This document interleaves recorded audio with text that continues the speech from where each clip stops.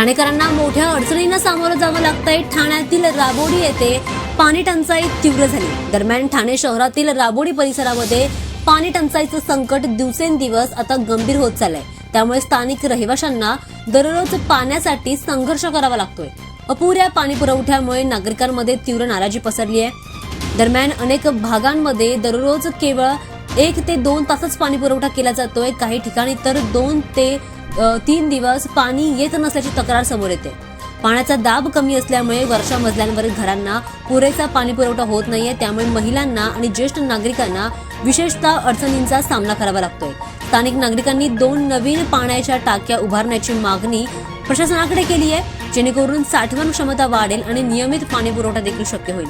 नागरिकांनी या संदर्भात महापालिकेकडे देखील तक्रार केली आहे। लवकरात लवकर ठोस उपाययोजना न झाल्यास आंदोलनाचा इशारा देखील त्यांनी दिला। दरम्यान महानगरपालिका अधिकाऱ्यांनी पाईपलाईन दुरुस्ती आणि जलसाठा वाढवण्याच्या दृष्टीने काम देखील सुरू केलं असल्याचं सांगितलं जातं। मात्र प्रत्यक्षात पाणी पुरवठा सुरळीत कधी होणार याकडेच सगळ्यांचं लक्ष लागलंय। गेल्या काही दिवसांपासून या ठिकाणी त्यांना पाणी पुरवठा फारच कमी प्रमाणामध्ये होतोय। त्यामुळे नागरिकांमध्ये तीव्र नाराजी पसरल्याचं इथे पाहायला मिळतंय।